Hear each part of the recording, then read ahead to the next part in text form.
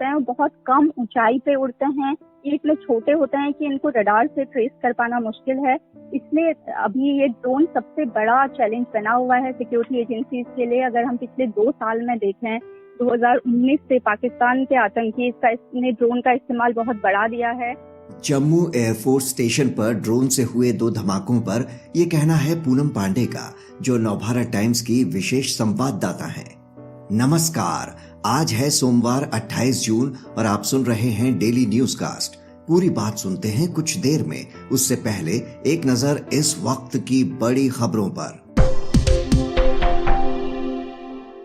भारत में ट्विटर के अंतरिम शिकायत अधिकारी धर्मेंद्र चतुर ने दिया इस्तीफा। नए आईटी नियमों के तहत इसी महीने हुई थी नियुक्ति। ट्विटर की वेबसाइट पर भी नहीं दिख रहा नाम।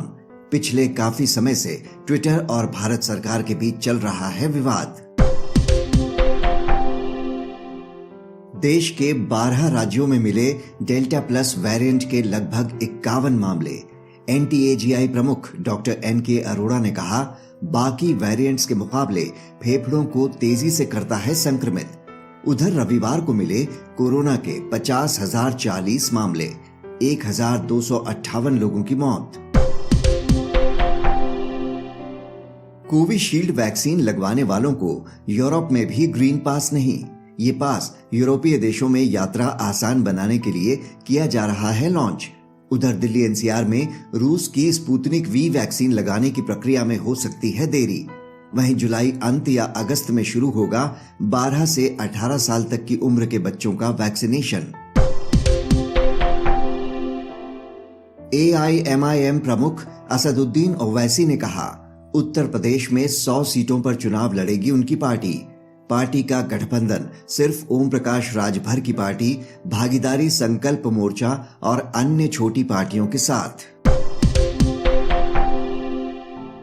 टोक्यो ओलंपिक्स में नहीं खेलेंगी अमेरिका की टेनिस स्टार सेरेना विलियम्स। उधर यूरो 2020 में इटली ने ऑस्ट्रिया को 2-1 से हराकर क्वार्टर फाइनल में बनाई जगह। चेक रिपब्लिक ने नीदरलैंड्स को 2-0 से हराया। क्वार्टर फाइनल में डेनमार्क से भिड़ेगी। अब खबरें काम की। राजधानी दिल्ली में आज से खुलेंगे जिम, योग केंद्र और बैंक्वेट हॉल। 50% उपस्थिति की ही इजाजत। श्री अमरनाथ की पवित्र गुफा में आज से आरती का ऑनलाइन प्रसारण देख सकेंगे श्रद्धालु। 28 जून से 22 अगस्त तक सुबह 6 बजे से 6:30 बजे और शाम 5 से 5:30 बजे तक होगी आरती। आज का सबसे बड़ा न्यूज पॉइंट है जम्मू एयरफोर्स स्टेशन पर ड्रोन अटैक। क्या किसी बड़े हमले की साजिश का हिस्सा है? पूरी तस्वीर समझने के लिए बात करते हैं नवभारत टाइम्स की विशेष संवाददाता पूनम पांडे से। जम्मू के एयरफोर्स स्टेशन पर 5 मिनट के अंदर हुए 2 धमाकों ने चिंता बढ़ाने के साथ ही कई सवाल भी खड़े कर दिए हैं। देश में पहली बार किसी सुरक्षा प्रतिष्ठान पर ड्रोन के जरिए हमले का शक जताया जा रहा है। इनका इस्तेमाल सीमा पार से हुआ। आखिर कितनी बड़ी साजिश का हिस्सा हो सकता है ये अटैक? ये सब जानने के लिए बात करते हैं नवभारत टाइम्स की विशेष संवाददाता पूनम पांडे से, जो रक्षा मामले भी कवर करती है। पूनम, 2016 के पठानकोट एयरफोर्स बेस पर बड़े हमले के बाद अब जम्मू एयरफोर्स स्टेशन पर इन धमाकों ने सुरक्षा में चूक के गंभीर सवाल खड़े कर दिए हैं। सुरक्षा एजेंसियों की जांच अभी तक किस ओर इशारा कर रही है?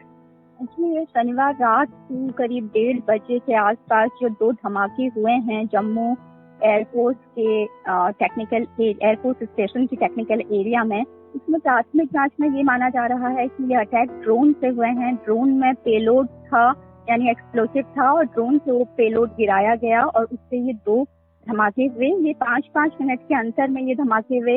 हालांकि एयरफोर्स का ये कहना है कि लो इंटेंसिटी ब्लास्ट था, बहुत तीव्रता के नहीं थे और कोई बड़ा नुकसान नहीं हुआ है। लेकिन ये माना जा रहा है कि उनका जो टारगेट था वो एयरफोर्स स्टेशन पे रखे गए हेलीकॉप्टर हो सकते हैं, क्योंकि जो पहला ब्लास्ट हुआ वो टेक्निकल एरिया के पास हुआ जहां पर हैंगर है। हैंगर मतलब कि जहां पर हेलीकॉप्टर और ट्रांसपोर्ट एयरक्राफ्ट ये पार्क किए जाते हैं। लेकिन उससे बड़ा नुकसान नहीं हुआ। सिर्फ एक जो इमारत है, सिंगल स्टोरी बिल्डिंग है, उसकी छत पे एक बड़ा सा छेद हुआ है, और जो दूसरा ब्लास्ट हुआ वो एक ओपन एरिया में हुआ है।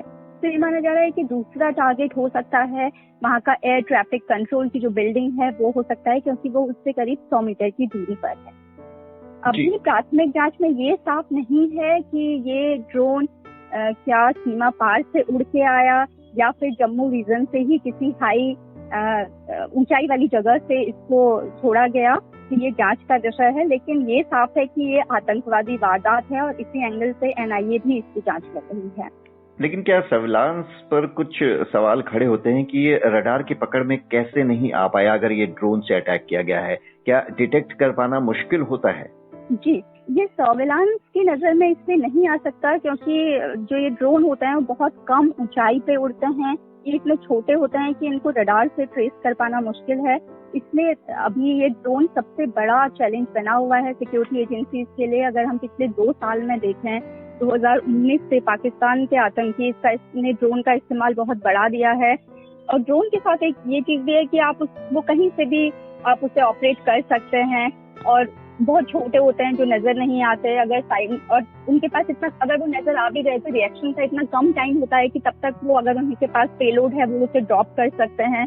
और ये लो कॉस्ट भी है। आतंकवादी अगर इसे इस्तेमाल करते हैं तो बहुत ज्यादा खर्चा भी नहीं है, क्योंकि अगर ड्रोन उन्होंने भेजा और ड्रोन क्रैश भी हो गया तो वो बहुत ज्यादा इम्पैक्ट फाइनेंशियली उस पर नहीं पड़ेगा। तो इसलिए इनका इस्तेमाल लगातार बढ़ा है। 2019 से हमने देखा है कि पाकिस्तान की तरफ से लगातार ड्रोन का इस्तेमाल हो रहा है। पहले ये सर्विलांस के लिए ही यूज होते थे कि कहाँ पे कौन सा तैनाती है या वो चीजें जानने के लिए सर्विलांस पर्पज से। लेकिन 2019 में हमने देखा कि पंजाब वाली एरिया हो, पाकिस्तान बॉर्डर से लगा, या जम्मू की एरिया, आतंकियों ने जो हथियारों की सप्लाई के लिए ड्रोन का इस्तेमाल किया है। जैसे AK-47 को डिसमेंटल कर पैकेट में रखकर ड्रोन के जरिए ड्रॉप किया गया। ड्रग्स के लिए तो ये इस्तेमाल होते ही रहा है, लेकिन हथियारों की और एक्सप्लोसिव की सप्लाई के लिए बहुत ज्यादा इस्तेमाल होने लगा। और तब से सिक्योरिटी एजेंसियों के लिए चुनौती भी बना हुआ है, और डिफेंस एक्सपर्ट लगातार आगाह करते रहे हैं कि ड्रोन भविष्य के लिए बहुत बड़ा खतरा हो सकता है। लगातार इस पे चर्चा भी हो रही थी, होम मिनिस्ट्री भी इसके बारे में सतर्क थी, रक्षा मंत्रालय में भी इस पर लगातार बातचीत हो रही थी कि ड्रोन के अटैक अगर होता है या ड्रोन के चुनौतियों से कैसे निपटा जाए। और हमारे DRDO ने भी एंटी ड्रोन सिस्टम बनाया है। इसके अलावा कई जगह से विदेशों से बात चल रही है कि सिस्टम कैसे लिया जा सके। लेकिन ड्रोन जो है अभी बहुत बड़ी चुनौती तो बना ही हुआ है। जी, और इधर जम्मू शहर के नरवार इलाके में 5 किलो IED के साथ 2 संदिग्धों को गिरफ्तार किया गया है। DGP दिलबाग सिंह कह रहे हैं कि किसी भीड़ वाली जगह पर हमले का प्लान था। तो एयरफोर्स स्टेशन के धमाके और इन संदिग्धों की गिरफ्तारी में किसी तरह का कोई कनेक्शन है क्या? कोई बड़ी साजिश का हिस्सा है ये सब? ये अभी ये कहना मुश्किल होगा, क्योंकि सभी एंगल से इसकी जांच की जा रही है। हालांकि जम्मू कश्मीर पुलिस ने अभी ये कहा है कि फिलहाल तो इनके बीच डायरेक्ट कनेक्शन नहीं लग रहा है। जो आतंकवादी गिरफ्तार हुआ है वो लश्कर-ए-तैयबा का आतंकी है, और उसके पास से करीब 5 किलो का एक्सप्लोसिव बरामद हुआ है। लेकिन जो ये ड्रोन से एयरफोर्स स्टेशन में ब्लास्ट किए गए, ये डायरेक्ट लिंक है, ये कह पाना अभी मुश्किल है। NIA सहित और भी एजेंसियां इसकी जांच कर रही हैं। लेकिन एक्सपर्ट एक सवाल जरूर उठा रहे हैं इसकी टाइमिंग का, किस वक्त ये धमाके हुए। अगर हम देखें तो 3-4 दिन पहले ही प्रधानमंत्री ने जम्मू कश्मीर के नेताओं से बातचीत की। आर्टिकल 370 हटाने के बाद एक तरीके से बड़ी मीटिंग थी, सभी की बात सुनी गई, उसमें काफी चर्चा हुई। तो इस लिहाज से भी ये टाइमिंग अहम मानी जा रही है कि इस वक्त क्यों, जब शांति की बातचीत चल रही है, सभी नेता एक साथ आ रहे हैं, तो क्या ये इसका एंगल हो सकता है। दूसरा, फरवरी आखिर से सीजफायर बहुत गंभीरता से लागू हुआ है। भारतीय सेना और पाकिस्तानी सेना ने बातचीत की। वैसे तो सीजफायर 2004 से ही लागू है, लेकिन पाकिस्तान ने कभी उसको सीरियसली माना नहीं। और आर्टिकल 370 हटाने के बाद जो पिछला साल था उसमें सबसे ज्यादा सीजफायर का उल्लंघन हुआ। करीब 1.5 दशक में ये एक तरीके से रिकॉर्ड तोड़ सीजफायर पाकिस्तान की तरफ से किया। और अभी इस साल फरवरी आखिर से ये समझौता हुआ कि सीजफायर का सही से पालन किया जाएगा। तो हम देख रहे हैं कि करीब 100 दिन से ज्यादा हो गए हैं कि पाकिस्तान की तरफ से कोई सीजफायर का उल्लंघन नहीं हुआ। एक तरीके से ये माना जा रहा था कि हो सकता है अब शांति हो। वैली में घटनाएं भी, आतंकी वारदात थोड़ी कम हुई थी। भारतीय सेना जिस तरीके से अलर्ट है, सर्विलांस लगातार होता है, पेट्रोलिंग लगातार होती है, उससे आतंकवादी घुसपैठ की कोशिशें भी कम हुई। अगर कोशिशें हुई भी तो वो घुस पाने में सफल नहीं रहे। से सारी चीजों को देखा जाए तो टाइमिंग पे सवाल उठता है कि एक तरफ शांति की बात हो रही है, दूसरी तरफ सीज़फायर चल रहा है, तो इस समय क्या आतंकवादी फिर से माहौल खराब करने के लिए ये सब कर रहे हैं, या फिर उन्होंने एक टेस्ट किया कि किस तरीके से ड्रोन से अटैक हो सकता है, तो ये उनका एक टेस्ट के तौर पर उन्होंने किया। तो ये सब चीजों की अभी जांच की जा रही है। जी, लेकिन जिस तरह से पिछले 2 साल से पाकिस्तान की तरफ से ड्रोन के जरिए हथियार गिराने की या आतंकियों को हथियार उपलब्ध कराने की जो कोशिशें की जा रही हैं, कई हमने पकड़ी भी उनकी ये कोशिशें। ये भी आ रहा है कि हमले का ये तरीका जो है ड्रोन वाला, यमन में सक्रिय हूती विद्रोही काफी अपनाते हैं। तो इन नए तरह के हमलों से निपटने के लिए रक्षा विशेषज्ञ क्या कह रहे हैं? सुरक्षा रणनीति को किस तरह से नए सिरे से बनाने की जरूरत है? जी, ड्रोन का अगर हम देखें तो काफी जगह इस्तेमाल हुआ। सऊदी अरब में ड्रोन का इस्तेमाल हुआ अटैक के लिए। अभी हाल ही में अर्मेनिया और अजरबैजान के बीच जो युद्ध हुआ था उसमें भी ड्रोन अटैक देखा गया था।